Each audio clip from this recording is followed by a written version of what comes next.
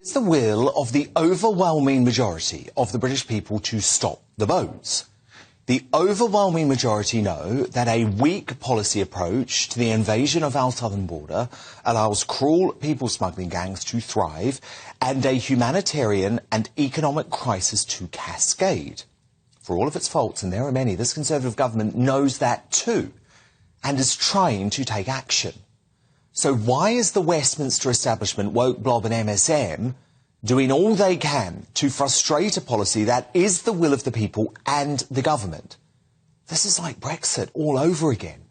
The privileged in their ivory tower of the House of Lords trying to subvert democracy when they don't have to deal with any of the consequences, including, by the way, another 400 at least illegally streaming in over the Coronation Bank holiday weekend.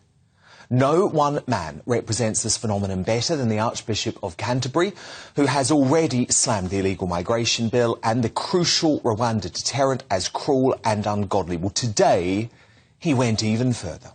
This bill fails utterly to take a long-term and strategic view of the challenges of migration and undermines international cooperation, rather than taking an opportunity for the UK to show leadership, as we did in 1951. Even if this bill succeeded in temporarily stopping the boats, and I don't think it will, it won't stop conflict or climate migration. I urge the government to reconsider much of the bill, which fails to live up to our history, our moral responsibility, and our political and international interests.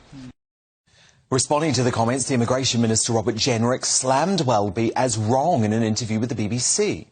Bishop of Canterbury says it's isolationist, it's morally unacceptable, and he says it's politically impractical. How do you respond to that?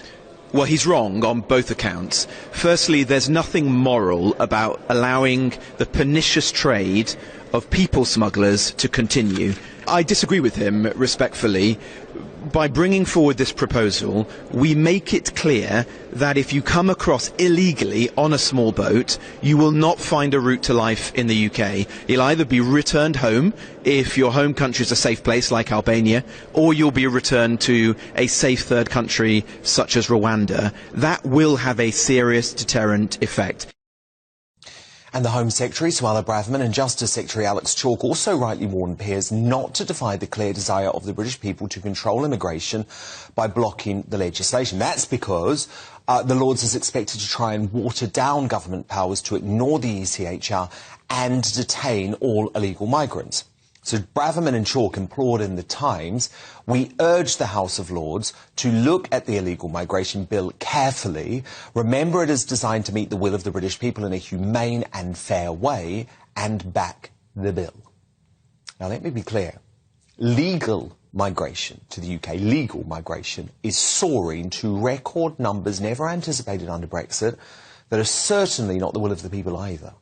So the need to put a stop to illegal immigration is now an acute priority. The Tories have not done enough. You know I've criticised them for that these past 2 years, but at least they are trying. Just imagine the very realistic alternative, a Labour, Lib Dem, SNP, Corbynite, Green coalition from hell that will simply give up on border control altogether and throw open our doors to terrorists and criminals. It is the elite in this country, the liberal elite like Welby, who are the reckless, irresponsible and inhumane ones.